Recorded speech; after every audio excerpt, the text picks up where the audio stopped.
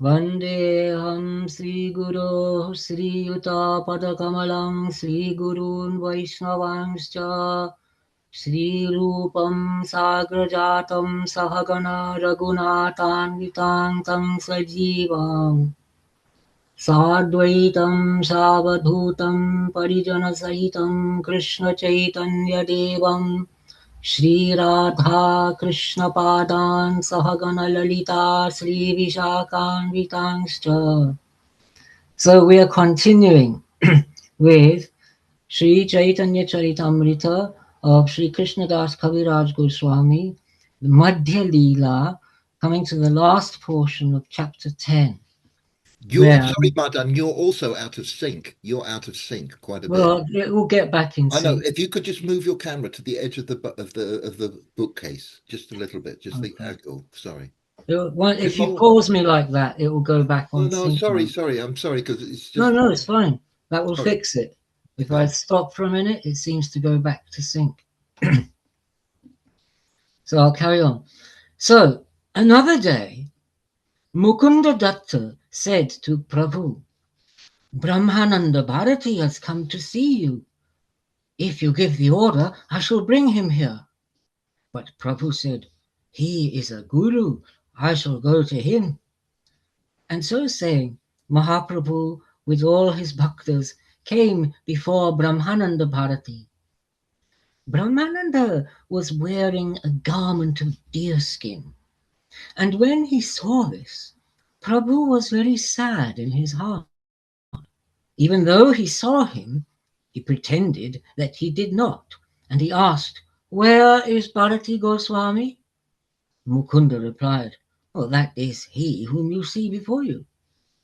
Prabhu said, that is not he. You are mistaken. You call this one that and know nothing at all. Could Bharati Goswami wear a skin? When he heard this, Brahmananda thought to himself, oh, he does not like my wearing of a skin, and he speaks well. I wear the skin because of vanity. I do not cross over the ocean of existence by wearing a skin. I shall not wear this skin. From today onwards, Prabhu, knowing his heart, had an outer garment brought. Putting aside the skin, Brahmananda put on the other cloth, and Prabhu came and bowed to his feet.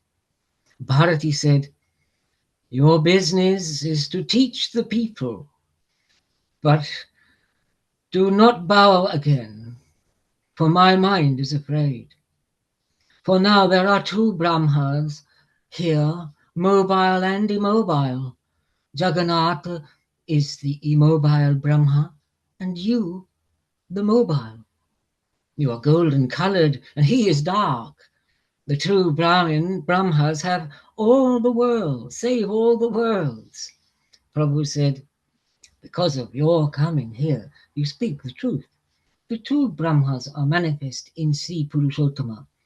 You are the mobile golden-colored Brahma, Brahmananda by name, and the dark-colored Brahma, Jagannath, is sitting motionless. Bharati said, Sarvabhauma, being between us, put your mind to and understand my argument with him. We know the Jiva and Brahma as that which is to be pervaded and that which pervades, respectively. The Jiva is pervaded, the Brahma pervades, as it is explained in the Shastras. He caused me to remove the skin and so purified me. The reason for this is the relationship between us of pervader and pervaded.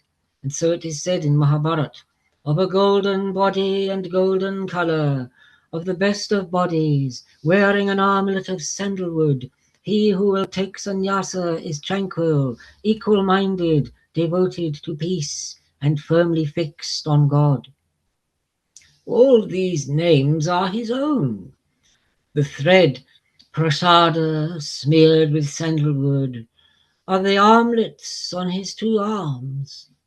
Bhattacharya said, Oh, Bharati, I see you as victorious. Prabhu said, what you say is true. In debate between guru and disciple, it is true that the disciple is always defeated. Bharati said, this is not so. There is another cause. It is your nature to reprimand your bhaktas. Here another power which you have. All my life I have meditated on the Formless One.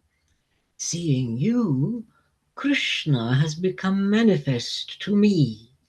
Krishna's name is in my mouth, and he bursts forth in my mind and in my eyes. Seeing you in that form, my heart thirsts.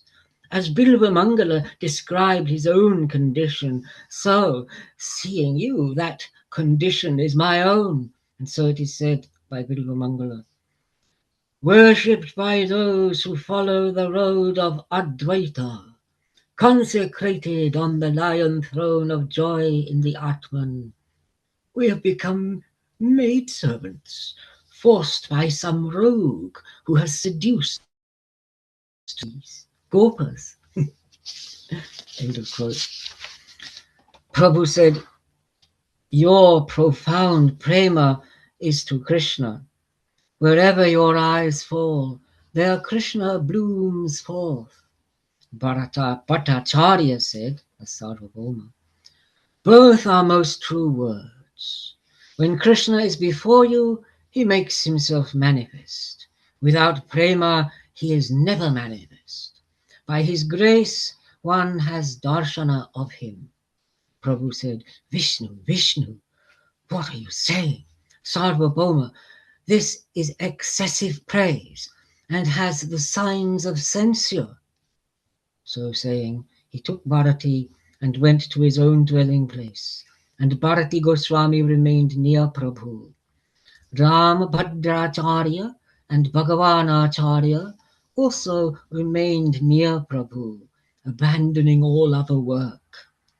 Another day, Kashishwara Goswami came, and Prabhu honored him, kept him at his own place. He had Prabhu take him for darshana of Ishwara. Before them was a crowd of people, and they blocked the way. As rivers and streams mingle in the sea, so were the bhaktas of Mahaprabhu everywhere. They all came and gathered at the holy feet of Prabhu, and Prabhu in his grace kept them all near him. And so has been told, the meeting of the Vaishnavas with Prabhu. He who listens to it gains the feet of Chaitanya. Krishna Dasa, whose hope and faith lie at the feet of Rupa and Raghunatha, tells of the nectar of the acts of Chaitanya, the Chaitanya Charitamrta. I'll go on a little bit more. Madhya Lila, chapter 11, the shloka goes, Atyuddandam tandavam Gaurachandraha Kurvan bhaktaihi Sri Jagannatha gehe Nana bhavalankritanga swadhamna Chakre vishvam prema vanya nimagnam. Gaurachandra, his body ornamented with many emotions, danced wildly in the great Tandava dance with his bhaktas in the house of Jagannatha. And by his own power he inundated the universe with a flood of prema.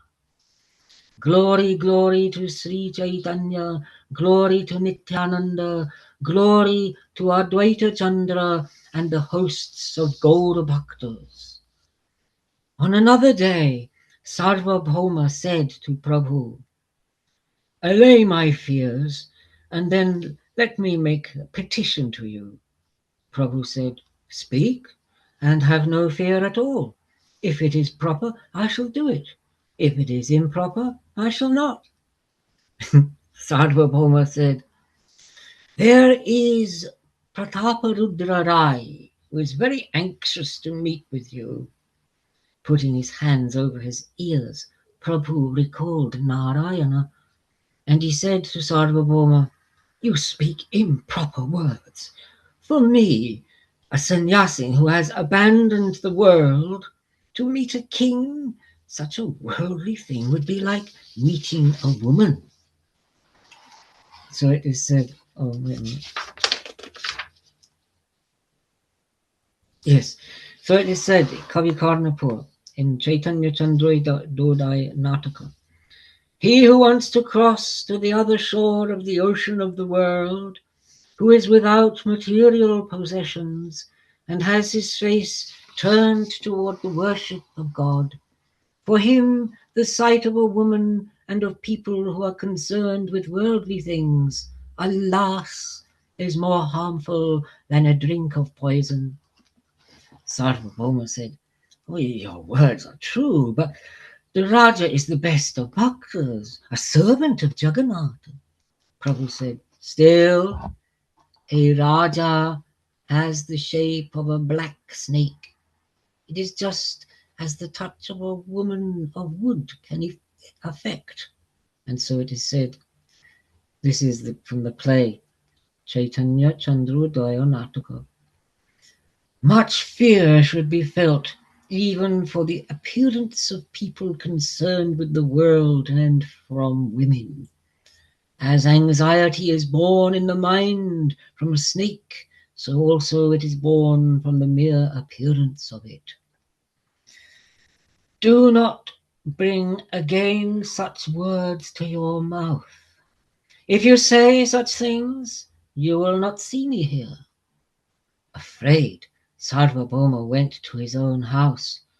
At just that time, Prataparudra came to Purushottama. Ramananda Rai came with the Gajapati, and first of all he came and met with Prabhu in great delight. Rai bowed to him, and Prabhu embraced him, and both wept in a passion of prema. Seeing this manifestation of Prabhu's affection for Ramananda, the minds of all the bhaktas were astonished. Rai said, at your command, the Raja has been told. According to your desire, he has allowed me to abandon worldly affairs. I said, concern with worldly things is not for me. I shall remain at the feet of Chaitanya if you will permit me. When he heard your name, the king was greatly pleased, and getting up from his throne, he embraced me.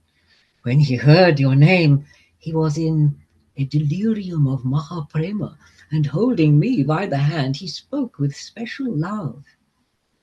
The salary which you are getting, you will continue to get. With your mind free of care, serve the feet of Prabhu. I am impure, and there is no way for me to have darshana of him. Whoever serves him, his life is fulfilled. He is the most merciful Brajendra Nandana. In some birth he will certainly give darshana to me. That humility of prema which I've seen in you, not a drop of that love is in me. Prabhu said, you are chief among bhaktas of Krishna. He who has love for you is fortunate. The Raja has so much love for you that because of it, Krishna will accept him. And so it is said, O Arjuna, those who are my bhaktas are not my bhaktas. For those who are bhaktas of my bhaktas are counted as the best of bhaktas.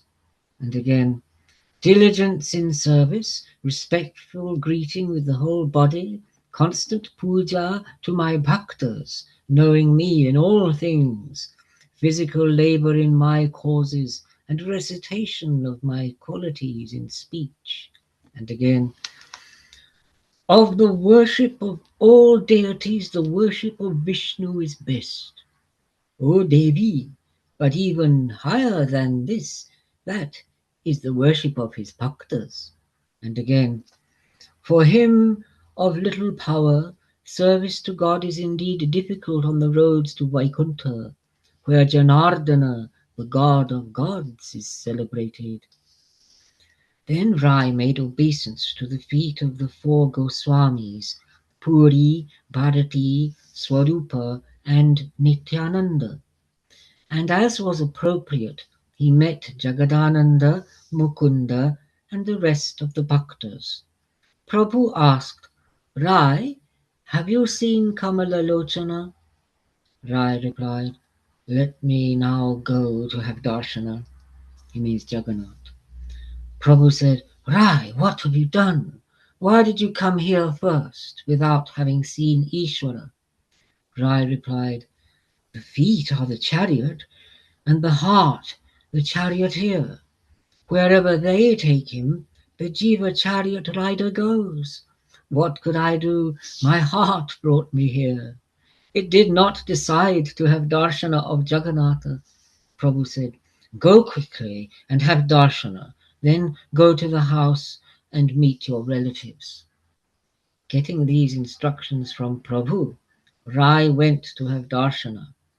Who can understand the ways of the prema bhakti of Rai?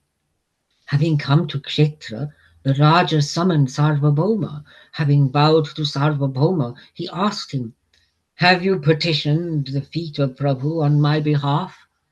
Sarvabhauma replied, it has been done most carefully. Still, he will not have darshan of a king.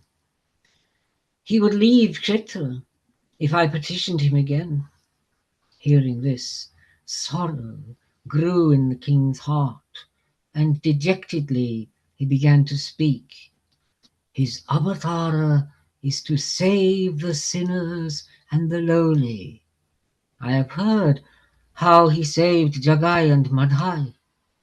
Except for Prataparudra, I shall save the world. I know that he has come as avatar with this promise. And so it is said in Chaitanya Chandrodaya Nataka. He gives darshana to the people of low caste, inappropriate for darshana. Alas, he still does not at all give darshana to me. Abandoning only me, he will grant his grace. Why has that Deva descended, having decided this? His promise is that he will not have darshana of a Raja. My promise is that without him I shall leave this life. If I do not gain a sight of that Mahaprabhu, that wealth of mercy, what is this kingdom and what is this body? Everything is baseless. When he heard this, Bhattacharya was sunk in thought. Seeing the passion of the Raja, he was astonished. Bhattacharya said, O Deva, do not be distressed. Assuredly, Prabhu's grace will be upon you. He is subservient to prema, and your prema is very profound. Certainly, he will have mercy upon you. Still, I shall tell you a way. Follow this way, by which Prabhu will see you. On the day of the car festival, Prabhu, with all his bhaktas, dances before the chariot, overcome with prema. In his delirium of prema, he enters the flower garden. At that time, you will be there alone, having put off your kingly clothes. Having gone there alone to read the Krishna Rasa Panchadhai, you will clasp the feet of Mahaprabhu. That's the 5 chapters of the Rasa Lila. At that time, having heard the name of Krishna, he has no consciousness of external things. He will embrace you, seeing you as a Vaishnava. Today, Ramananda Rai has spoken to Prabhu of the qualities of your prema and has caused the mind of Prabhu to change. When he heard this, happiness was born in the heart of the Gajapati, and he resolved in that way to meet Prabhu. When will be the bathing? When will the bathing festival be? A Snan Yatra.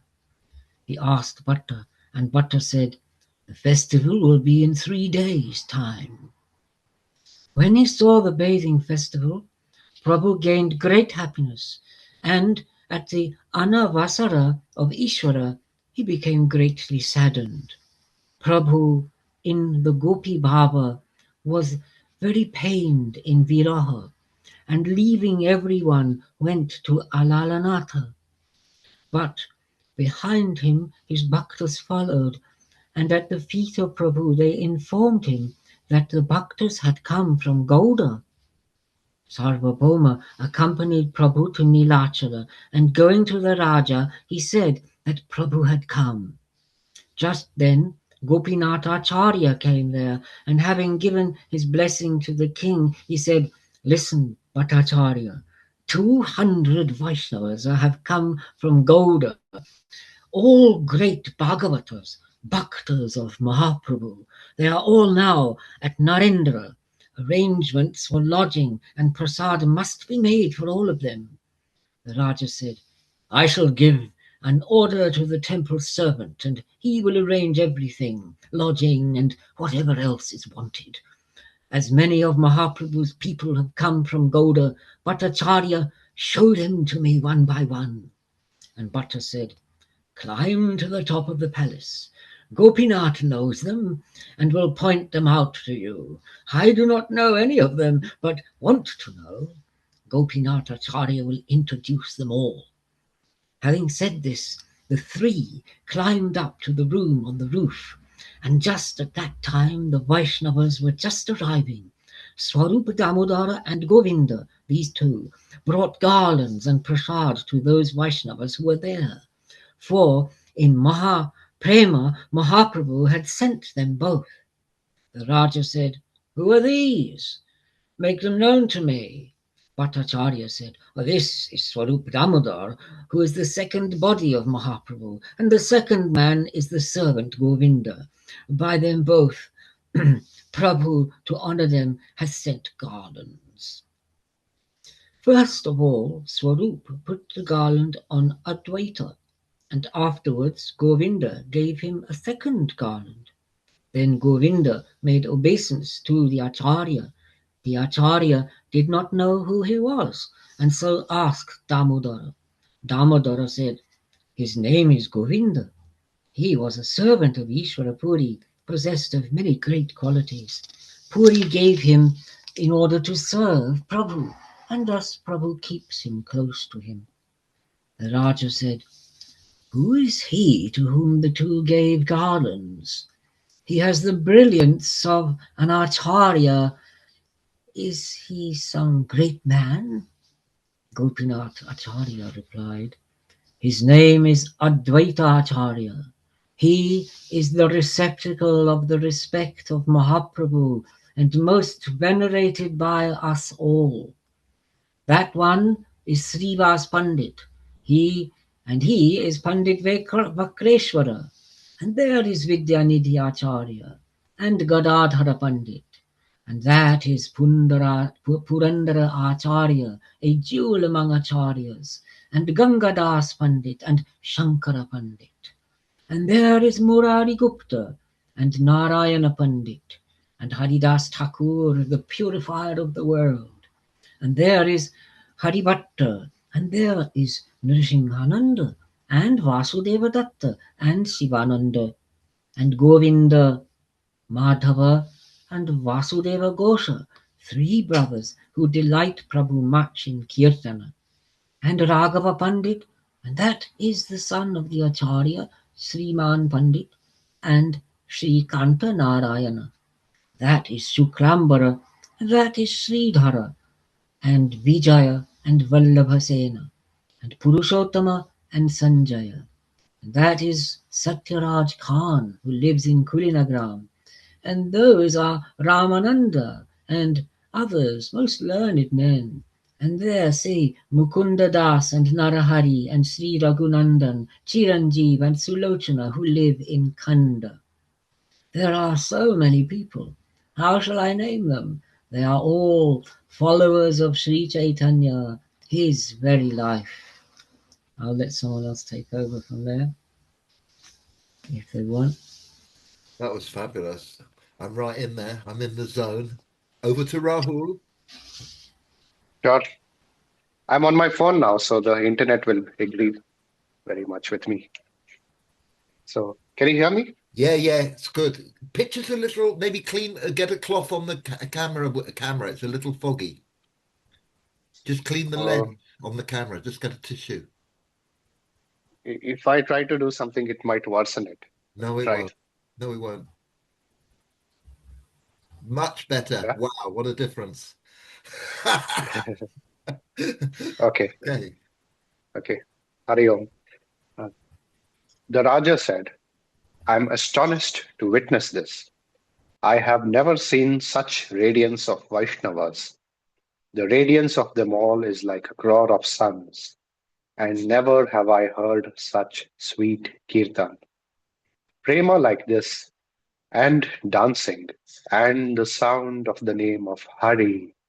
Never have I seen or heard it anywhere.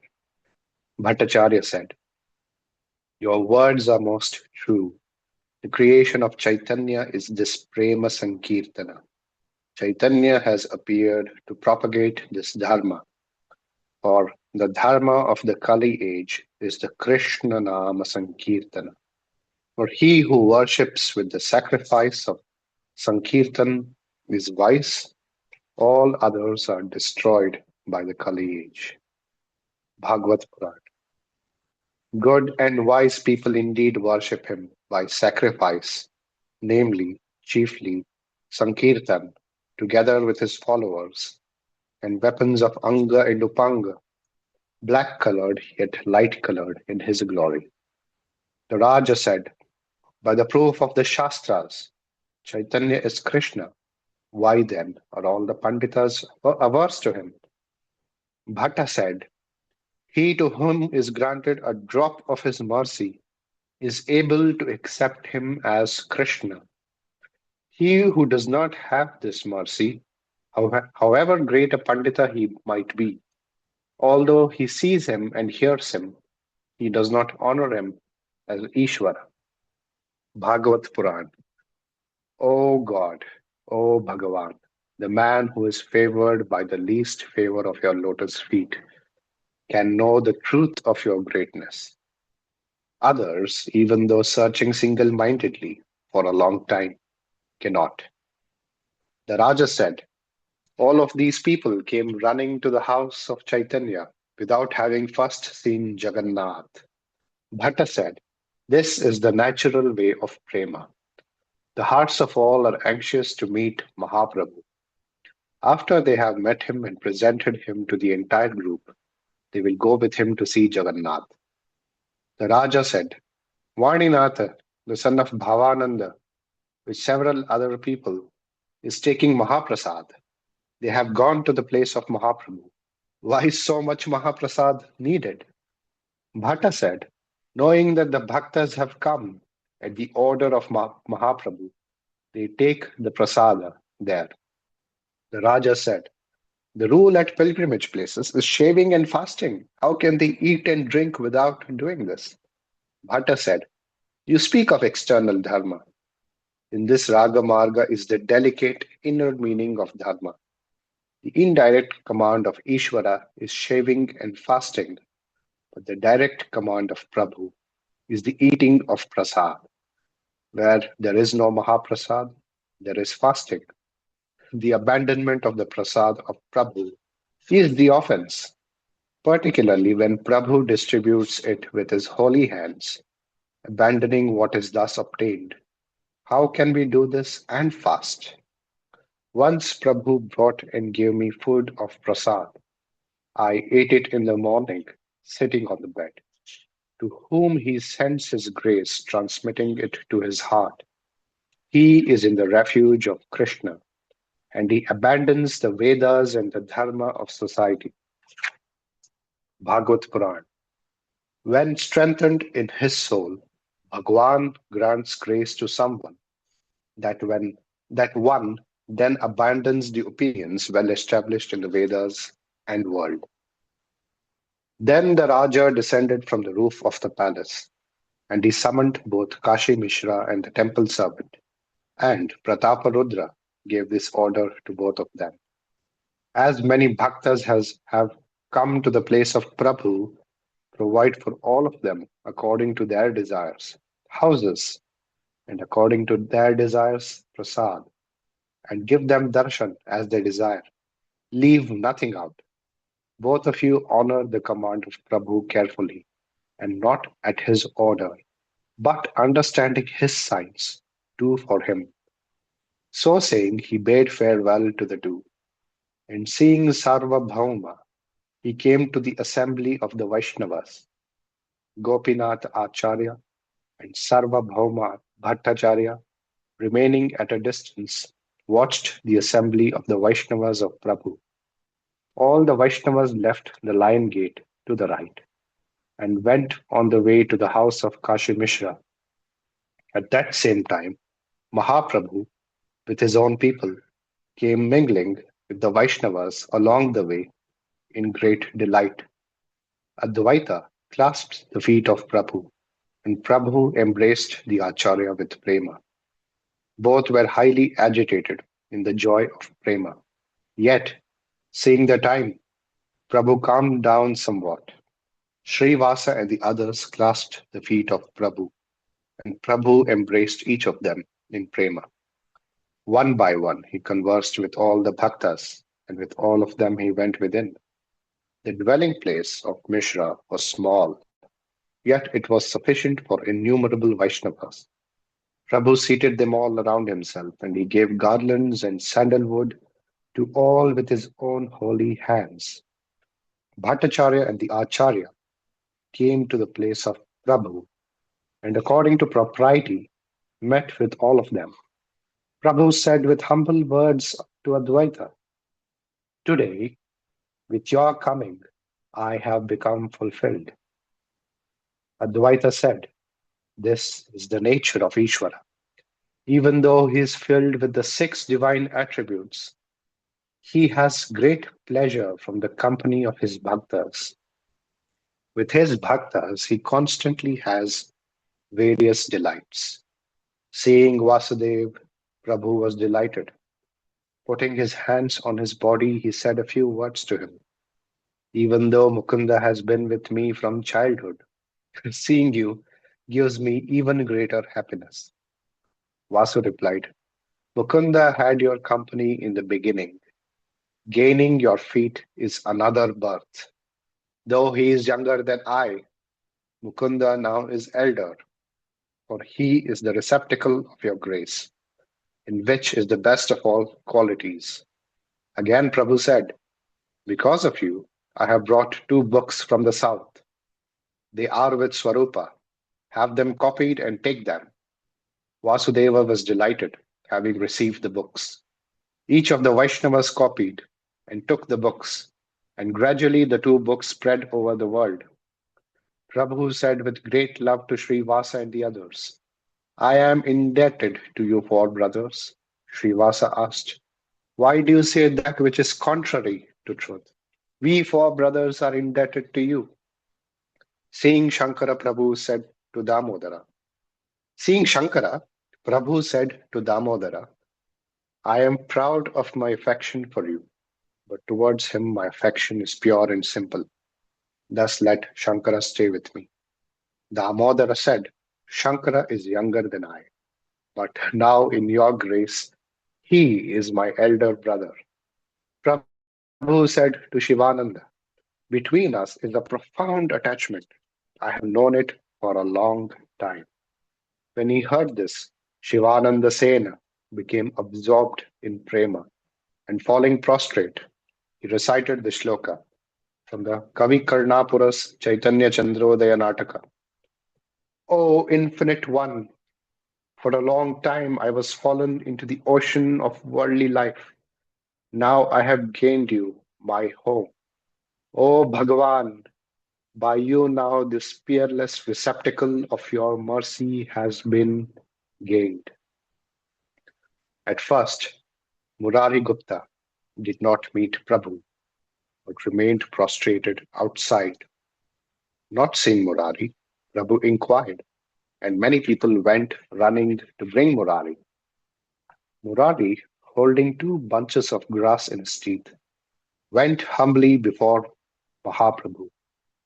Seeing Murari, Prabhu got up to greet him, but drawing back, Murari began to say, "Do not touch me, for I am lowly and vile. This body full of sin is not fit to be touched by you." Prabhu said, "Murari, restrain your humility. Seeing your humility, my heart is torn." So saying, Prabhu embraced him and, brushing him, seated him nearby so that their bodies touched. Acharya Ratna, Vidyanidhi, and Gadadhara Pandita, Hari Bhatta, Gangadas, Gangadas, and Purandara Acharya. Prabhu sang the praises of all of them in the assembly, and embracing them again and again, he paid them respect. And thus, honoring them all, Prabhu was delighted. But, not seeing Haridas, he inquired, "Where is Haridas?" Haridas Goswami was watching from a distance, having fallen prostrate at the edge of the road. Having come to the place of the meeting, he did not meet Mahaprabhu. He fell at the edge of the road and remained at a distance. All the bhaktas came running to bring Haridas. "Prabhu wants to meet you. Come quickly." Haridas said, "I am of low jati and vile as ashes. I have no right to go near the temple. If I find a lonely place in the jungle, there I shall settle down alone and pass my days. My touch is not for a servant of Jagannath. There I shall remain. This is my desire." The people went and told these words to Prabhu, and when he heard them, Mahaprabhu was greatly delighted in his mind. At that time, Kashi Mishra and the temple servants, these two came and bowed to the feet of Prabhu. Seeing all the Vaishnavas, they were most happy, and they mingled with them, all according to propriety and with joy. At the feet of Prabhu, the two made this petition: "Give your command about the settlement of the Vaishnavas. We have arranged for enough dwelling places for all, and have made arrangements for food of Mahaprasad for all." Prabhu said, "Gopinatha, go and take everyone and settle each wherever he says. Give them food of Mahaprasad at the place of Vaninatha. He will make arrangements for all the Vaishnavas. Near my house, in a flower garden, there is a house most isolated. Give that house to me, for I have need of it. There, sitting alone, I shall meditate." Mishra said, "Everything is yours. Why do you even ask? Take whatever you desire, whatever place you want. We too are your servants, ready to carry out your commands. Whatever you want, command it in your mercy." So saying, the two took their leave, and he sent Gopinath and Vaninath with them. They showed Gopinath all the rooms and houses, and to Vaninath they gave vast quantities of prasad. Vaninatha came, bringing rice and pitha and pana, and Gopinath came, having ritually purified the dwelling places. Mahaprabhu said, "Here, all you Vaishnavas, each of you go to your own dwelling place. Having bathed in the sea, have darshan of the cupola of the temple, and then return here. We shall feast today." Making obeisance to Prabhu, all went to their quarters, and Gopinatha Acharya arranged dwelling places for them all. Then Prabhu came to meet Haridas. Haridas in Prem was making Nam Sankirtan. When he saw Prabhu, he fell prostrate before him. Prabhu embraced him and raised him up. The two then wept, overcome with prema. His servant was overcome with the qualities of Prabhu, and Prabhu by the qualities of his servant. Haridas said, "Prabhu, do not touch me. I am lowly, untouchable, most vile." Prabhu replied, "I touch you to become cleansed, for your pure dharma is not in me. You always bathe at all the pilgrimage places, and you always give charity and mortify yourself and sacrifice. You constantly study the teachings of the four Vedas. You are purer than those who are twice born." The Dvijas came Bhagavad Puran. How wonderful that Swapacha, I think, on the tip of whose tongue your name is current, is worthy of worship. Those who praise your name are endowed with proper action. They do ascetic deeds, offer sacrifices in the fire, bathe at pilgrimage places, and study the Vedas. Having said this, Prabhu took him into the flower garden and gave him a place to live in that most lonely house. Remain here and perform Nam Sankirtan. I shall come each day to meet you. When you see the chakra of the temple, make obeisance. Food of prasad will come to you in this place. Nityananda, Jagadananda, Damodara, and Mukunda met Haridasa and gained great joy. Having bathed in the sea, Prabhu came to his own place, and Advaita and the others went to bathe in the sea.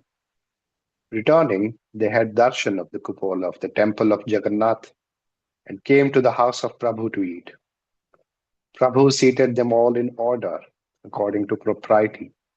Gaurahari served them with his holy hands. The hand of Prabhu did not come to give little food.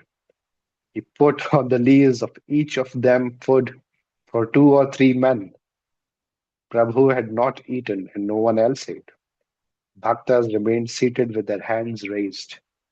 Swarupa Goswami then said to Prabhu, if you do not sit down, no one can eat.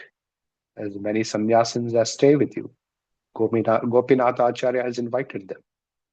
The Acharya has come, bringing food proper for sannyasins, and Puri and Bharati are waiting. Sit down to eat with Nityananda, and I shall serve the Vaishnavas. Then Prabhu put prasada food into the hand of Govinda, and with great consideration sent it to Haridas Thakur. He himself sat down with all the sannyasins. The Acharya served them in delight. Swarupa Goswami, Damodara, and Jagadananda, these three served the Vaishnavas. They ate various pitas and panas and were filled up to the throat. And from time to time they called Hari aloud. The meal was finished and they rinsed their mouths. Prabhu presented them all with garlands and sandalwood. Then all went to their own places to rest. And in the evening they again came to meet Prabhu. At that time, Ramananda came to the place of Prabhu, and Prabhu introduced him to the Vaishnavas. Then Prabhu went with all of them to the temple of Jagannath, and there began the Sankirtan. Seeing the Sandhya Dhupa, they began the Sankirtan, and the temple servant brought and gave garlands and sandalwood to them all. 4 groups sang Sankirtan on all 4 sides, while Prabhu Sachidanand danced in the center. 8 mridanga drums played and 32 karatala cymbals. The sound of Hari arose, and the Vaishnavas said, excellent. That most auspicious sound of Kirtan which arose filled the 14 worlds and pervaded the universe. The people who dwelt at Purushottama came to see, and when they saw the Kirtan, the Odia people were dumbfounded. Then Prabhu circumambulated the temple, and as he circumambulated it, he danced. Before and behind him sang the 4 groups, and when he fell down, Nityananda Raya supported him. His tears and goose flesh and trembling and sweat and shouting. Seeing these manifestations of prema, the people were struck with wonder. Tears flowed from his eyes like a stream from a fountain, and the people all around him were wet. Prabhu danced about the temple for some time. Stopping back of the temple, he performed kirtan. In all 4 directions, the 4 groups sang in loud voices, and amongst them, Gauraraya danced like Shiva. Having danced for a long time, Prabhu became quiet and commanded the 4 Mahantas to dance. Advaita Acharya danced in one group, and in another one Nityananda Raya. Pandita Vakreshwara danced in another one, and Srivasa within the next. Mahaprabhu remained watching in their midst, and there one of his divine powers became manifest. Many people danced and sang all around, and all saw that Prabhu is looking at me. Prabhu wanted to see the dance of all four. Because of that desire, he manifested his divine power. Each one thought that he was looking only at him, absorbed in his gaze. How he could look in all directions cannot be known. It was as when Krishna was in the center at the Pulina Bhojana, and all around his companions said, "He is looking towards me." Whoever came nearby while dancing, Mahaprabhu gave him a deep embrace. Seeing this great dance, great prema, great sankirtana, the people of Nilachala floated in the joy of prema. Gajapati Raja, having heard the sankirtan, climbed to the roof of his palace with his people and watched. Seeing the sankirtan, the Raja was astonished, and his desire to meet Mahaprabhu grew infinitely. When the kirtan was finished, Prabhu watched the offering of flowers, and then with all the Vaishnavas came to his dwelling place. The temple servant brought and gave them much prasad. Dividing it, Ishvara distributed it to all. He bade farewell to them all, telling them to go to bed. Such was the lead of Shachi's son. As many days as there were with Mahaprabhu, they performed the delight of Kirtan. So the Kirtan Vilas has been related, and he who hears it becomes the servant of Chaitanya. Krishna Das, whose hope and faith lie at the feet of Rupa and Raghunath, tells of the nectars of the acts of the Chaitanya Charitamrta. If you'd like, I can read a few more pages. I would be very happy to do so. I'll just maybe read about 4 to 5 pages. So I'd like go ahead. to. I think you should just carry on. Yeah, do those 5. Yeah. Okay, or 3 pages. I'll stick to 3 or 4. Okay.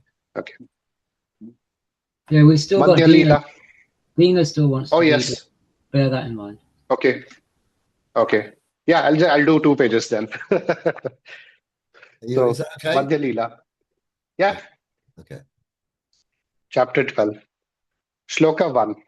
That Gaura, having washed and cleansed with his followers the temple of Sri Gundicha, and having made it cool as his own mind, made it fit for receiving Krishna. Glory, glory to Mahaprabhu Krishna Chaitanya.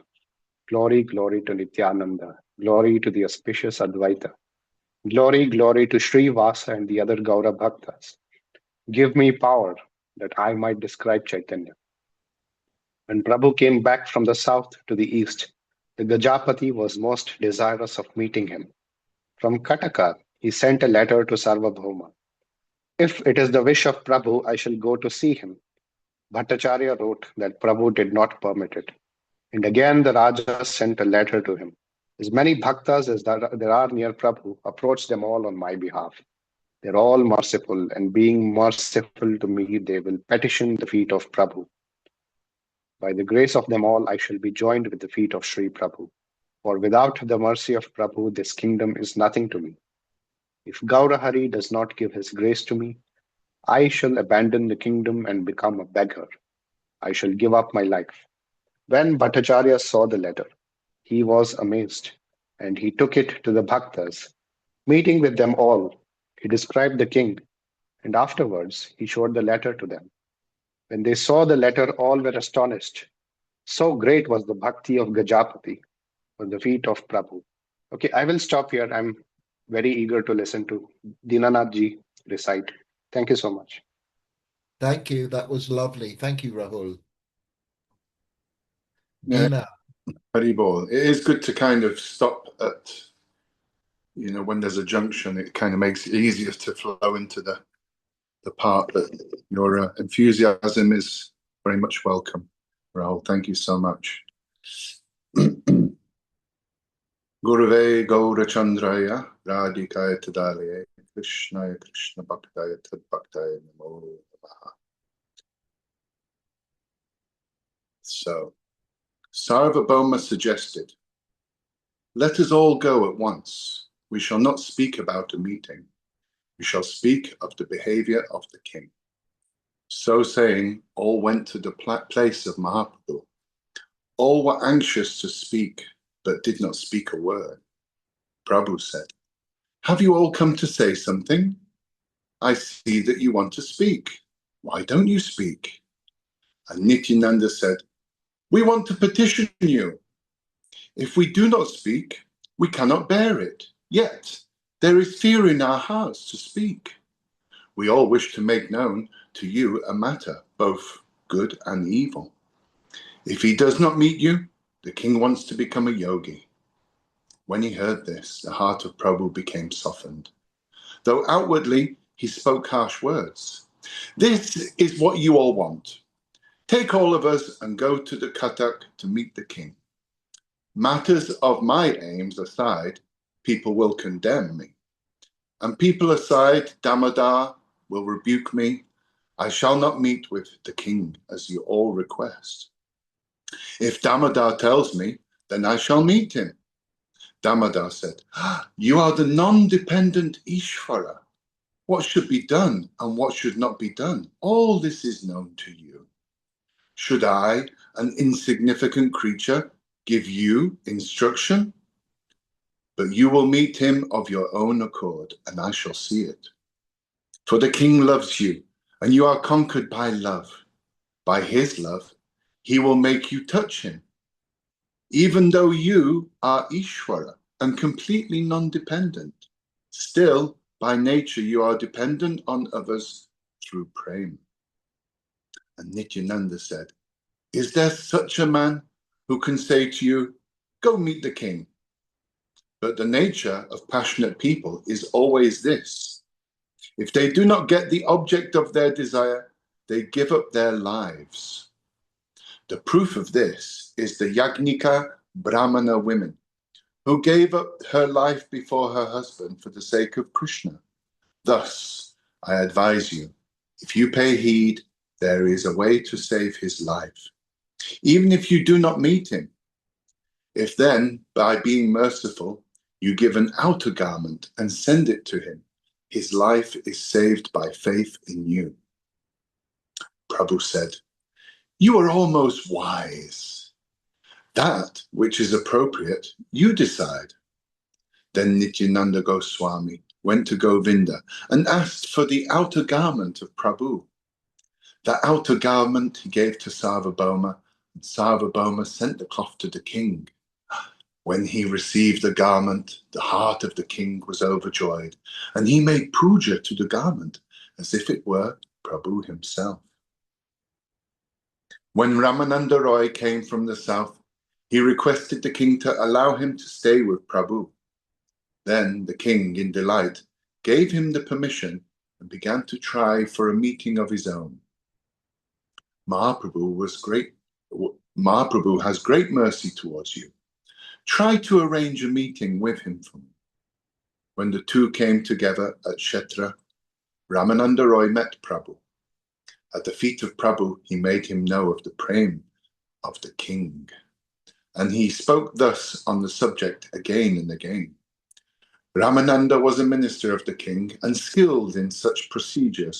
And speaking of the love of the king, he melted the heart of Mahaprabhu. Pratap Paruja, in his anxiety, was not able to restrain himself, and he pleaded with Ramananda about the meeting with Prabhu. Ramananda submitted this request at the feet of Prabhu.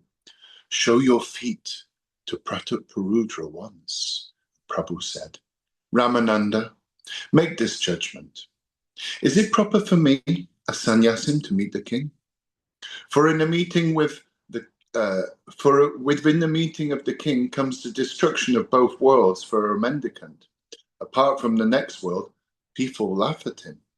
In this," Ramananda said, "you are the non-dependent Ishvara. You are dependent on no one. Whom then do you fear?" Prabhu said, "I am human. I am a sannyasin by ashram. I have fear about my actions of body, mind, and speech. Everybody talks of the tiniest fault of a sannyasin. An ink spot is not able to hide on a white cloth." Rai said, "How many sinners have you saved? Gajapati is a servant of Ishvara and your bhakta." Prabhu replied, As no one touches a jar full of milk into which a drop of wine has fallen, so it is with Pratap Parudra, though he possesses all qualities. The name Raja stains him. Still, if you have such great suffering, then bring his son to meet me. Oneself is his son. This is the word of the Shastras. In my meeting with his son, it will be as if himself is meeting with me. Then Rai said to the Raja, and according to the order of Prabhu, he brought his son. The son of the Raja was a beautiful boy, dark in colour, of adolescent age, with long and lively eyes. He wore a yellow garment, and on his limbs were ornaments and jewels. He was reminiscent of Krishna.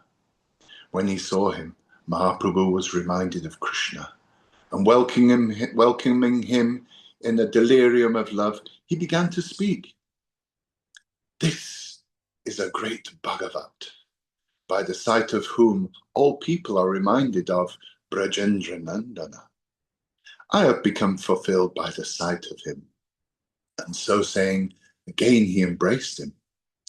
At the touch of Prabhu, the prince became ecstatic with praying and had all the signs of sweat, trembling, tears, and stupor.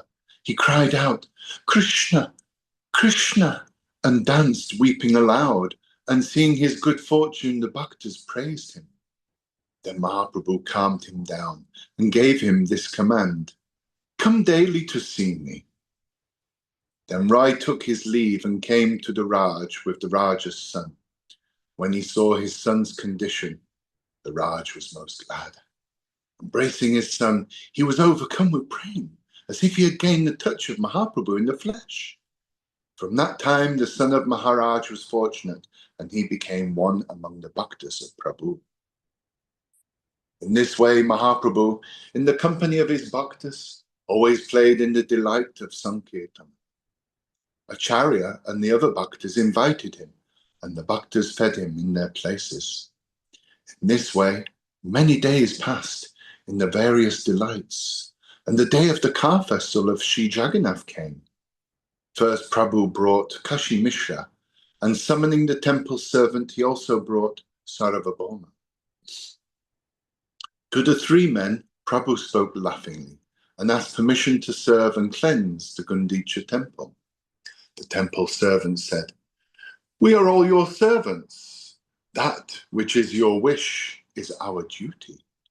And a special order of the Raja has come to me. That which is Prabhu's wish shall be quickly done. Cleansing of the temple is not a proper service for you, but this is a Lila which is in your heart. Many water pots and brooms are needed.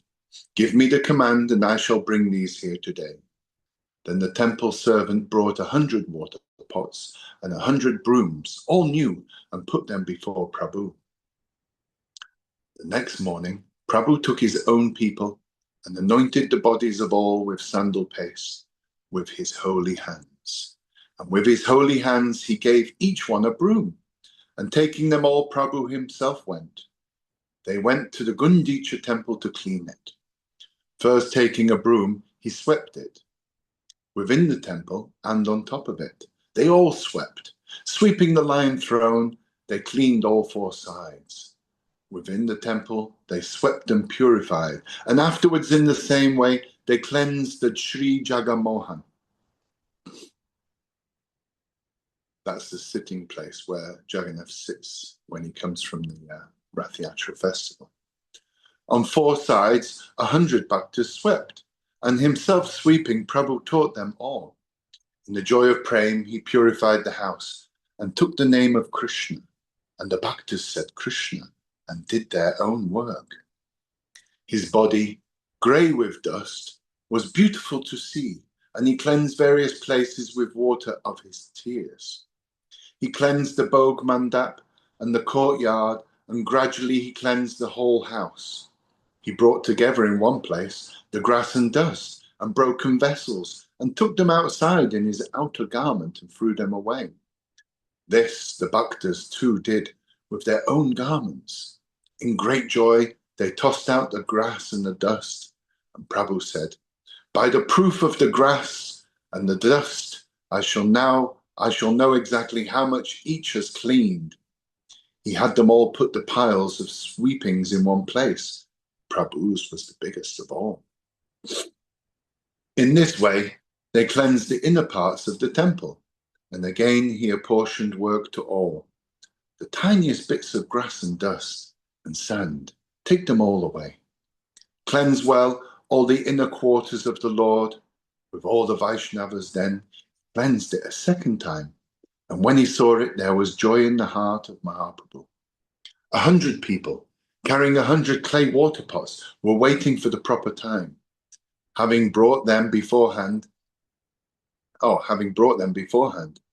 when Mahaprabhu said, "Bring the water," they brought the 100 water pots and put them before Prabhu. Then Prabhu washed the temple, the roof, the floor, the walls, and the lion throne within the house. Filling the pots, he splashed water upwards, and with that water the upper walls were washed. Thus, first Prabhu cleansed the temple.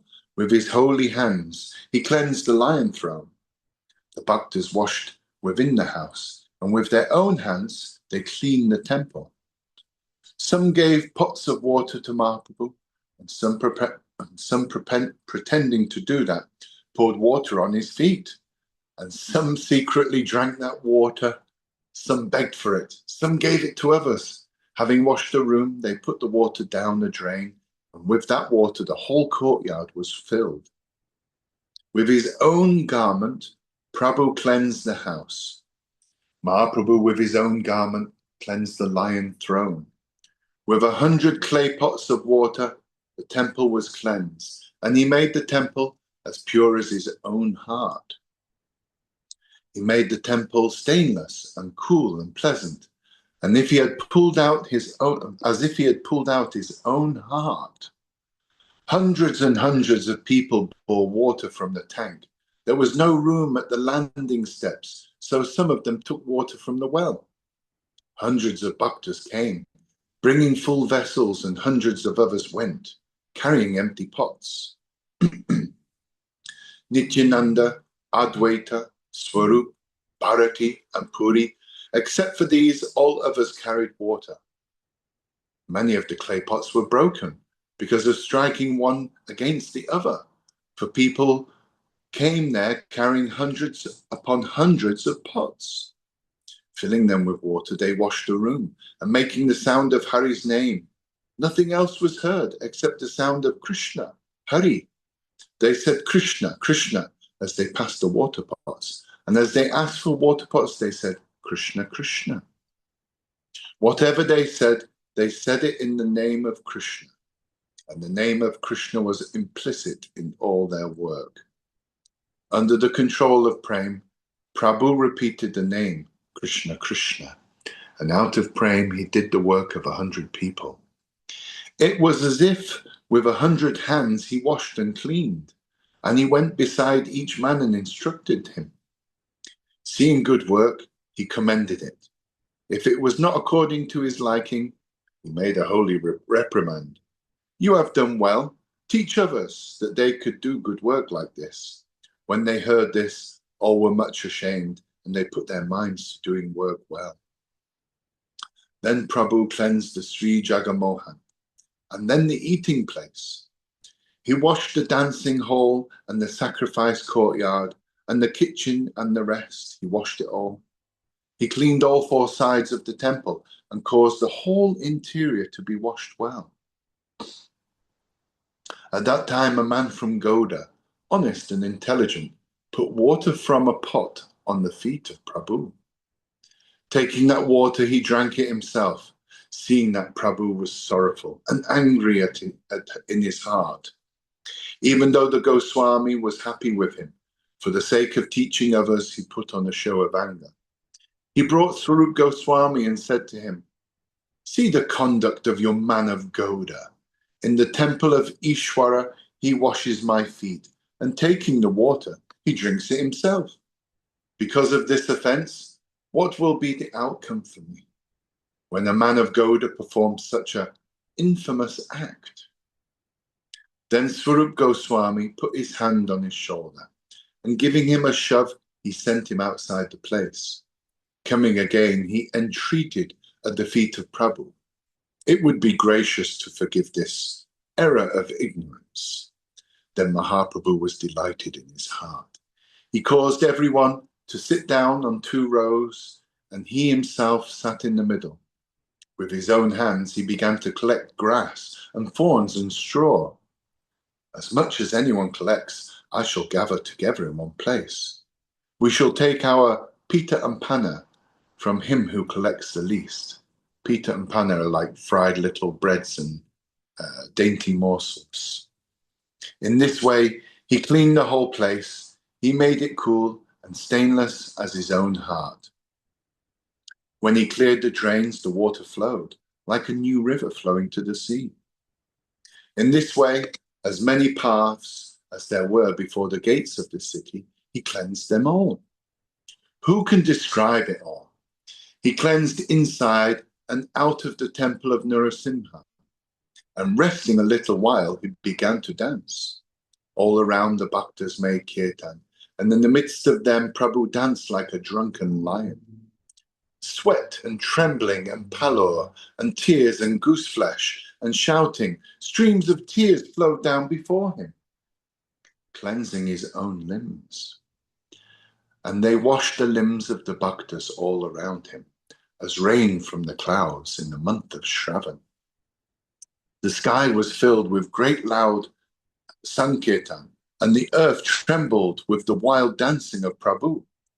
Prabhu always liked the loud singing of Swarup, and Gora Roy danced madly in joy. In this way, they danced for some time, and Prabhu rested when he understood that it was time. The son of Acharya Goswami was named Sri Gopal. Bhagavan told him to dance. In his dance under the control of Prem, he fainted, fell unconscious to the ground. Immediately, Acharya Goswami took him in his lap. Seeing he did not breathe, he was overcome with grief. He recited the mantra of Narasimha and threw water on him. With the sound of his cries, the universe was rent. He did many things, but his son did not regain consciousness. Acharya wept, and all the bhaktas wept.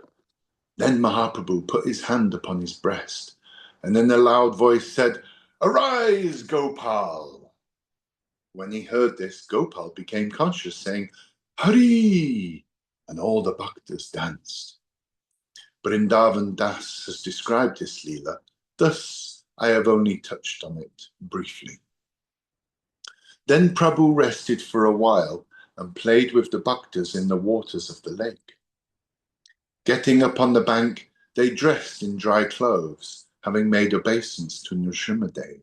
They went into the grove.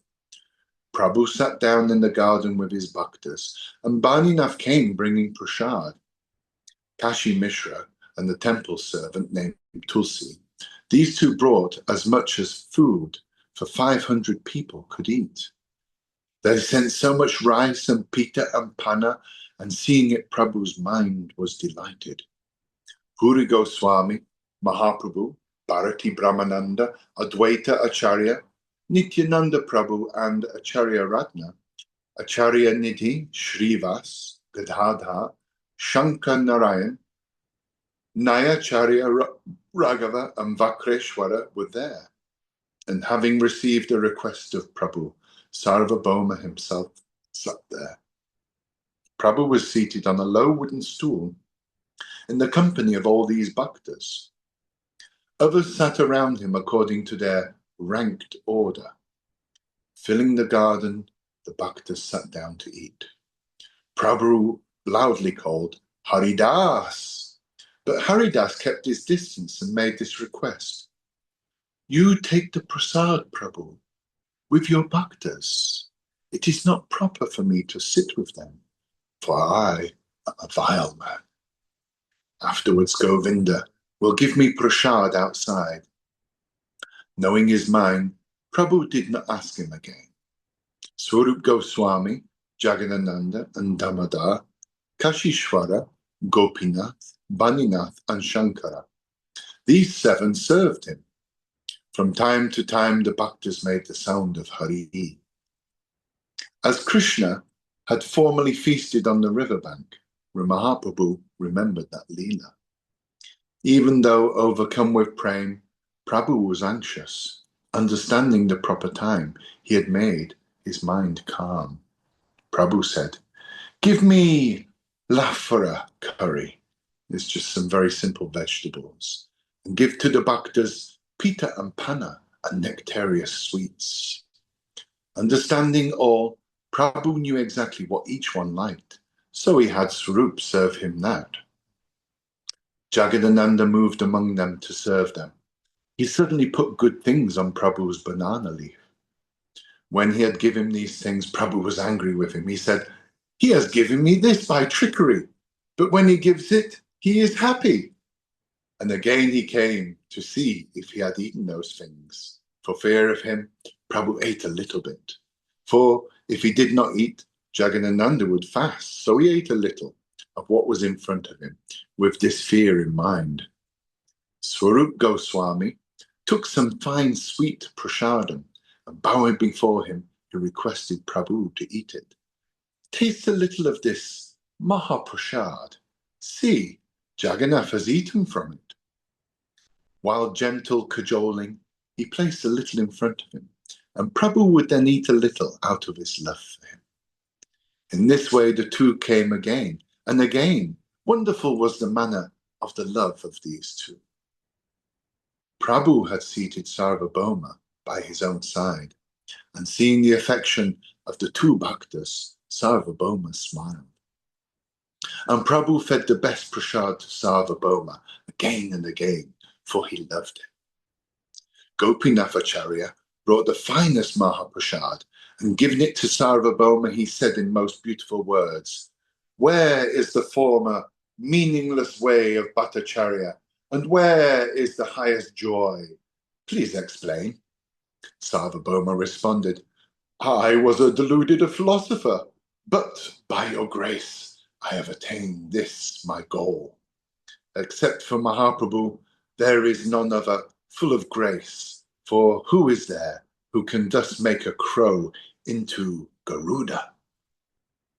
With that mouth which he used to bay with the pack of the jackals of sophistry, I now say always the name of Krishna, Hari. Where previously was the companionship of the pupils of philosophy who argue with faces averted from Krishna, now are the waves of the sea of nectar of your company. Prabhu said, "Your love for Krishna was already attained, and your companionship has become the way to Krishna for all of us. Thus, to cause the greatness of the bhaktas to increase and to give them pleasure, there was none like Mahaprabhu in the 3 worlds." Then Prabhu called each bhakta by name, and causing them to be given pita and panna, he distributed prasad. Advaita and Nityananda sat in one place, and a mock dispute broke out between them. Advaita said, "I eat together in the same row with this avadut. Who knows what my fate will be?" Prabhu is a sannyasin, and for him there is no loss. There is no dosha or fault for a sannyasin in the food dosha. No fault attaches to any sannyasin because of food. This is proven in the Shastras. But I am a householder, brahmana, and this is a dosha for me, or a fault. Whose family and birth, whose nature and conduct do I not know? Being with him in the same row is highly improper. Nityananda said, "You are Advaita Acharya. The performance of pure bhakti is hindered by the Advaita doctrine. Whoever is associated with your doctrine, except for a single component, knows no second. I am eating together in the same place with such as you. I do not know what sort of fate for my association with you. In this way, the two argued, and they railed ironically against each other. Then Prabhu called all the Vaishnavas by name and caused them to be given prasadam, distributing the nectar of his grace. And all began to eat, singing the name of Hari, and the sound of Hari rose, filling the earth and sky. Then Mahaprabhu put garlands and sandalwood on all his own bhaktas with his holy hands. Then Swarup and the others, those who were distributing the food, sat within the house and ate prasad.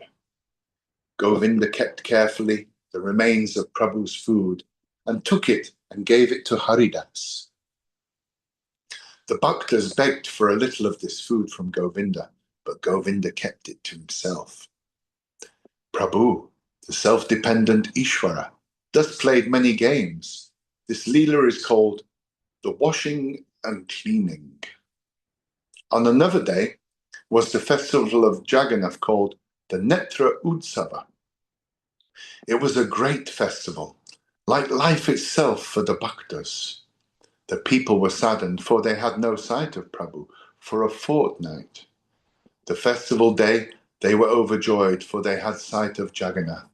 And Mahaprabhu, in happiness, took all his bhaktas and went for darshan of Jagannath. Kashishvara went before him and dispersed the people, and behind him Govinda went, bearing a pot of water. Puri and Bharati went before Prabhu, and Swarup and Advaita walked at his sides. And the house of Jagannath,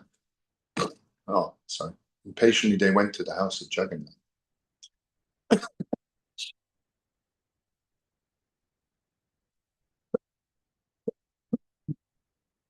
In their anxiety for darshan, they transgressed respect and went into the eating room to have a sight of the sacred face. The eyes of Prabhu were like thirsty bees, alighting on the glittering cheeks, drinking deep and strong at the lotus face of Krishna. His eyes conquered the blooming lotus. His cheeks glittered like beauty mirrored in blue jewels. The beautiful color of his lips conquered that of the flower of the banduli, which is red and crimson. The glory of his slight smile was a wave of nectar. The honey of the beauty of this holy face grew moment after moment, and the bees, which were the eyes of crores and crores of bhaktas, drank there. As much as they drank, still their thirst grew endlessly. Their eyes could not leave the lotus face for an instant. In this way, Mahaprabhu, with his bhaktas, had darshan of the holy face until noon. And sweat and trembling and streams of tears flowed constantly. Despite his lust for darshan, Prabhu restrained himself. From time to time, he ate, and from time to time had darshan. And at the time of eating, Prabhu performed sankirtan. In the joy of darshan, Prabhu forgot everything, and at midday the bhaktas took Prabhu with them. Knowing that in the morning will be the car festival, they all fed him twice the usual amount of food. Thus, I have briefly related the Leela, the cleaning of the Gundicha temple, hearing and seeing which sinners become Krishna Bhaktas. Krishna Das, whose hope and faith lies at the feet of Rupa Raghunath, tells of the nectar of the acts of Chaitanya in the Chaitanya Charitamrta. Thus ends the 12th chapter of the Madhya Lila. That was beautiful, Dina. That was lovely. That was a performance. It was beautiful. It was drama. Thank you. Yeah, it's beautiful. It is, yeah. Fantastic. God, it's like I get the flashbacks from when I first read it, So I remember when Maharaj Prataparuta saw them, and I remember being in the brahmachari ashram, I was laughing. Like being in an ashram and seeing myself, seeing that in my mind, it was really bizarre. Because I don't know, it's very, and the cleaning of the Gundicha temple, it's very ISKCON. It's very ISKCON. It's very proactive. Let's promote. I don't want to go into too much distraction here, but I was greatly fortunate to be cheeky enough to enter the Gundicha temple with the Gaudiya Vaishnavas one time when I resided in Puri. I sneaked in, and so this is very just had a lot of and what did you see? Well, I went in there and I observed the courtyard and the place and the sitting place, the Jagmohan. And I was carrying, I had a gumtra around my head and I just had like a simple dhoti on. And I hit my face with the broom and I had the pot of Ganga Jal with me. And the Brahmanas were sat on top of the mandap. And because the lights were shining onto the mandap and into their faces, they couldn't see who was who. And so I very gently handed up my water pot to them and they accepted it for cleaning the temple. Wow. So, yeah. Fantastic. Okay. There you go. Very wonderful blessing. Over to you, Madan Mohan. Shall I continue then? Please. Okay, so it's Chaitanya Charitamrta, Madhya Lila, chapter 13. Sajiyat Krishna Chaitanya Shri Rathagre Nanartayah Yenasi Jagatam Chitram Jagannatopi Vishmitaha. Let's long live Sri Chaitanya, who danced before the most beautiful chariot of Jagannatha, and at whose dance all the inhabitants of the world and Sri Jagannatha himself were astonished. He is Krishna Chaitanya, unto whom be victory. Glory, glory to Sri Chaitanya, glory to Nityananda, glory to Advaita Chandra, and to the hosts of Gaura Bhaktas. And glory to you who listen, and listen single-mindedly, for Prabhu's dance at the car festival is most enchanting. The next day, Mahaprabhu, being diligent, rose up while it was still night, and with his followers performed the morning ablutions. He then went to see the Pandu Vijaya, for Jagannatha had left his throne and started on his journey. Prataparudra himself, with his ministers, was among the followers of Mahaprabhu to see the Vijaya. With Advaita, Nityananda, and the rest, in happiness, Mahaprabhu saw the coming forth of Ishvara. There were the powerful personal attendants of Jagannath, strong as mad elephants, who with their hands brought Jagannath out for the Vijaya. Some personal attendants supported him by his shoulders, and some held his holy lotus feet. A thick, strong silken rope was tied to his waist, and holding this, the attendants lifted him up from two sides. There were high, thick cotton cushions spread all around in various places, and they moved him from one cushion to another one. By the blow from the foot of Prabhu, a cotton cushion was broken, and the cotton all blew away, and the sound was deafening. Who has the strength to cause Vishwambara Jagannatha to move? By his own desire he went on his pleasure trip. Mahaprabhu cried out, "Manima!" in a loud voice, and there was the tumultuous noise of many instruments, and nothing else could be heard. Then Prataparudra performed his personal service.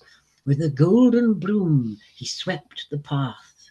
He moistened the path with water and sandalwood, and performed these menial tasks, even though he sat on the royal lion throne.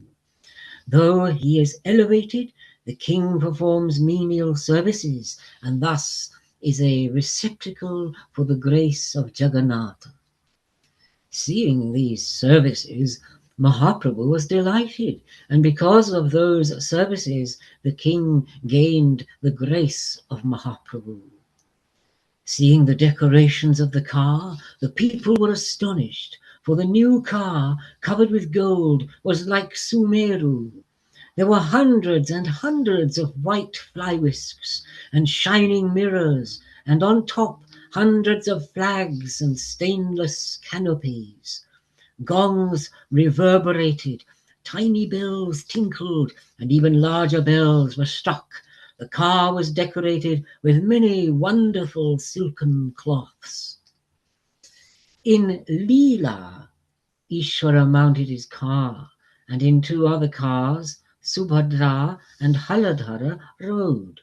For 15 days, Ishvara had been with Mahalakshmi and had sport with her in private. With her consent, to give the bhaktas pleasure, he came outside and mounted on his car to take the journey. The path of fine white sand was like a beach, and on both sides were gardens, and it was all like Vrindavan. Jagannatha mounted on his chariot and came forth, and looked with joyful mind to both sides as he moved. All the people of Gauda pulled the car in joy, and sometimes it moved swiftly, and sometimes slowly, and sometimes it remained stationary. Although pulled, it would not move, for the car moved by the will of Ishvara, and the strength of no man could move it. Then Mahaprabhu, taking all his people, with his own hands decked them with all the garlands and sandalwood paste. Paramananda Puri and Brahmananda Bharati, receiving the sandalwood from the holy hands, swelled with joy. Advaita Acharya and Prabhu Nityananda, both at the touch of the holy hands, were filled with joy. He gave garlands and sandalwood to the Kirtaniyas, of whom Swarupa and Srivas, these 2, were chief. There were 24 singers in 4 groups, and 2 mridanga drum players with each, making 8 individuals in each group. When Mahaprabhu made up his mind, he divided the singers into 4 groups: Nityananda, Advaita, Haridas, and Vakreshwara. He commanded these 4 to begin the dance. In the first group, he made Swarupa the head, and he gave him 5 people for his songs of praise: Damodara, Narayana, Govindadatta, Raghava Pandit, and Sri Govindananda. Then he instructed Advaita Acharya to dance.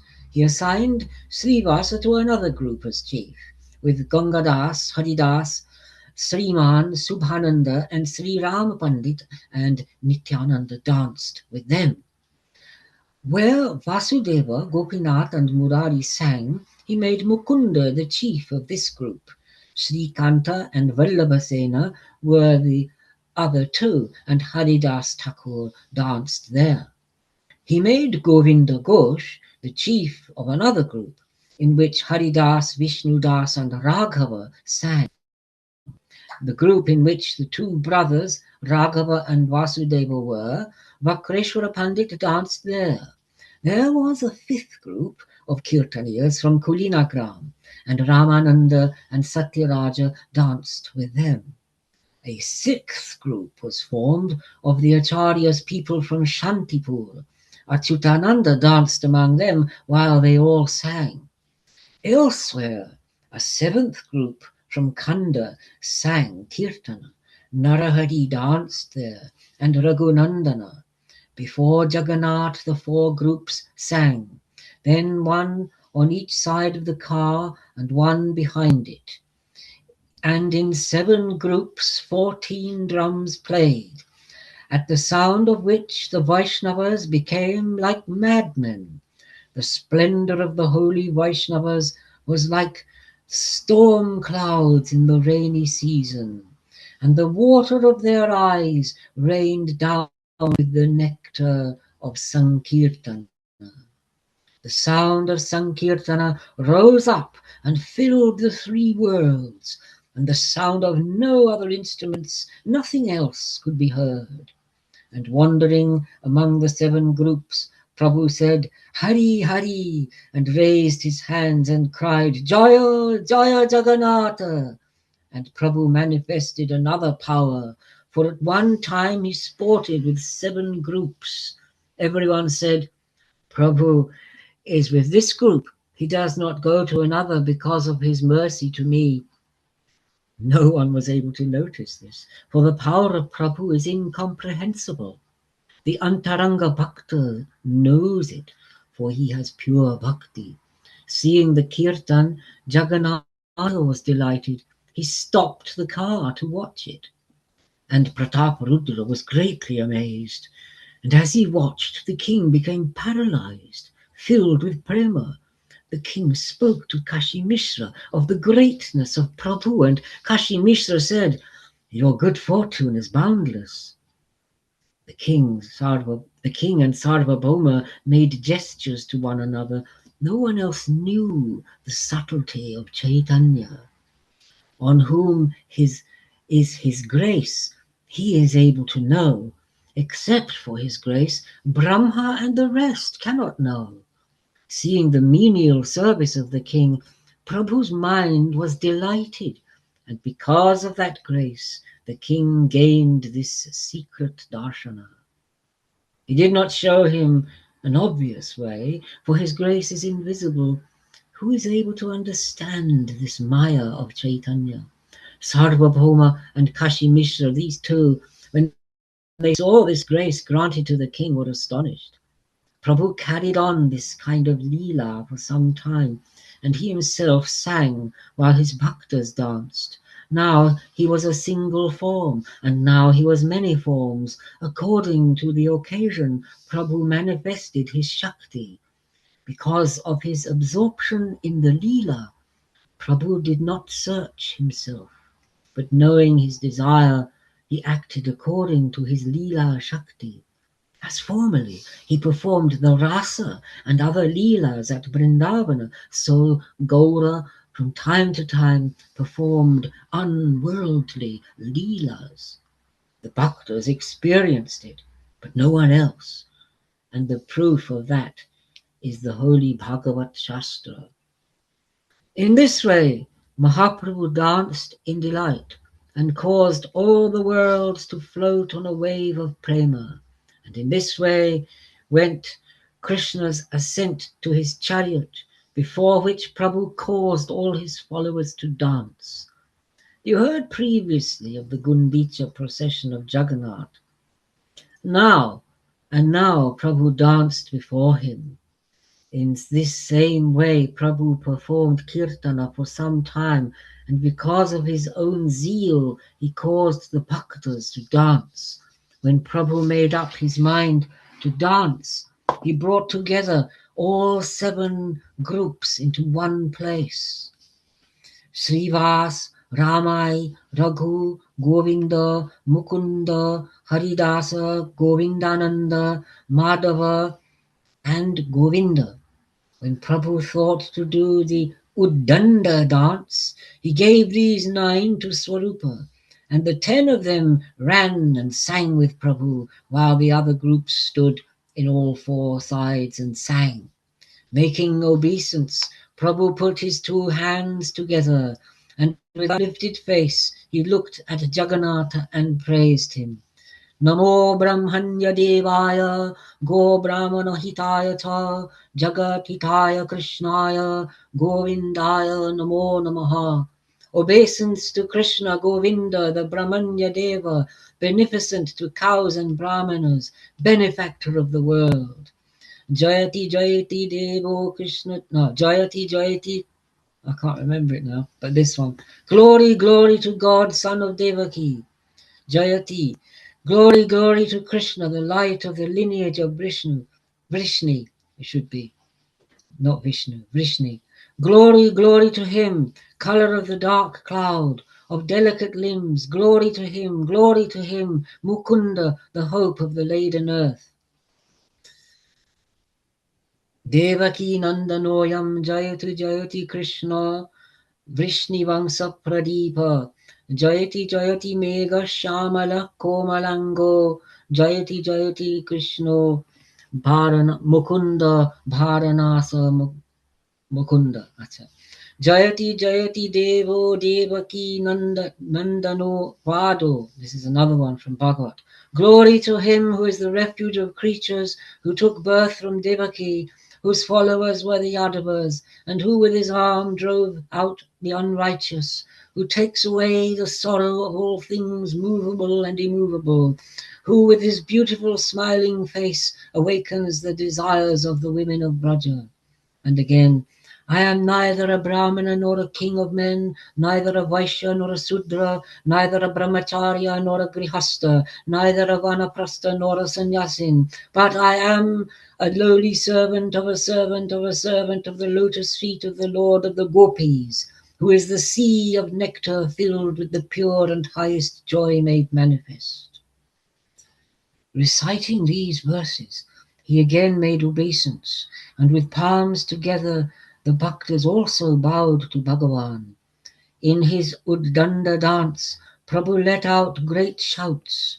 Spinning like a wheel, he danced in a circle. He seemed like burning coal. In the dance, whenever Prabhu's footstep fell, the earth with its mountains and its oceans trembled. Paralysis, sweat, gooseflesh, tears, trembling and pallor, and in various bhavas he was proud and humble, joyful and sad. He fell violently to the earth and writhed there like a golden mountain.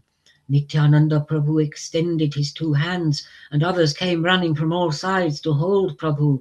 Being behind Prabhu, the Acharya shouted out, and Haridas said, Hari Bol, over and over again. There were 3 circles to restrain the people. In the first circle was Nityananda, a very strong man, Kashishwara and Govinda and many other bhaktas. With linked hands they formed a second screen. The outermost one was Prataparudra and his subjects. Forming a circle, they screened out the people. With his hand resting on the shoulder of Harichandana, the king in amazement watched the dance of Prabhu. At the same time, Srinivas, with his mind overcome with prema, stood in front of the king watching the dance of Prabhu. Harichandana saw Srinivas in front of the king, and with his hand he touched him and said, move to one side. Absorbed in watching the dance, Srinivas knew nothing else. Again and again he pushed him, and anger came into Srinivas's mind, and he stopped him, giving him a slap with his open hand. And receiving that slap, Harichandana became angry. Becoming angry, he wanted to say something to him, but Prataparudra himself prevented him. You are most fortunate, having received the touch of his hand. My fortune is not so great. You have been crowned with a success. Seeing the dance of Prabhu, the people were astonished. Others aside, the joy of Jagannatha was boundless. He made his car stop. It did not move forward, and with steadfast gaze he watched the dance. There was delight in the hearts of Subhadra and Balarama, and seeing the dance there were smiles on the holy faces of them both. In the Uddanda dance, Prabhu was wonderfully transformed. There arose the 8 Satvika Bhavas at the same time. His body hair stood on end with gooseflesh. He was like a simuli tree covered with thorns. And seeing the trembling of each of his teeth, the people were afraid that his teeth would loosen and fall out. All over his body sweat flowed, and with it blood came forth, and in a choked voice he uttered Jaja Gaga Jaja Gaga. His tears flowed like a stream of water from a fountain and drenched the people standing all around him. The luster of his body seemed sometimes pale golden, and sometimes like the color of the dawn, and sometimes like the color of jasmine. Sometimes Prabhu was motionless, and sometimes he fell to the earth. His hands and feet were like dried sticks and would not move. Sometimes, fallen to the earth, he was devoid of breath. And when they saw this, the hearts of the bhaktas withered. Sometimes the tears of his eyes flowed, and the mucus of his nose ran, and there was froth on his mouth, like streams of nectar falling from the moon. Shubhananda took that froth and drank it, maddened with prema for Krishna. He was a fortunate man. In this way he performed the Tandava dance for some time, and then a special bhava entered into the heart of Prabhu, and leaving his Tandava dance, he gave instructions to Swarupa, and Swarupa, knowing what was in his heart, began to sing, I have gained him who is the Lord of my heart, for whom I have been seared by the fire of karma. Damodara sang this refrain in a loud voice, and in joy Ishvara began the graceful dance. Slowly Jagannatha moved forward, and before him moved the dancing son of Sachi. With their eyes on Jagannatha, everyone danced and sang. With the Kirtaniyas, Prabhu walked backwards. The heart of and the eyes of Prabhu were absorbed in Jagannatha, and with his hands he acted out the song. If Gaura did not go forward, Shama was motionless. When Gaura went forward, Shama too moved slowly forward. In this way, Gaura and Shama drew one another mutually. Gaura was very powerful and stopped Shama in his car. While he was dancing, Prabhu entered into another bhava, and raising his hands, he recited a shloka at the top of his voice. Maybe we should stop there, because now it goes into a completely new section, theme. You're going to, that's a cliffhanger. Yeah, absolutely. But it's a great place to start from next Okay, time. your yeah, okay. We will follow your recommendation. Okay, do you want to stop recording then? Okay. Hare Krishna, everybody. That was such a brilliant. Everybody was incredible. Radhe Sham, Radhe. Such fun to read as well. It's a shame you haven't got one, Mathura. Oh, I'm just listening. I'm enjoying watching everybody. Watching Rahul, enjoying. Dina was really on form today. It's great to see him out of his cold and performing. It was fantastic. And so I'll end it now. I'll stop. Not there. I don't stop that. I'll stop recording. Haribol. Yeah, those slokas,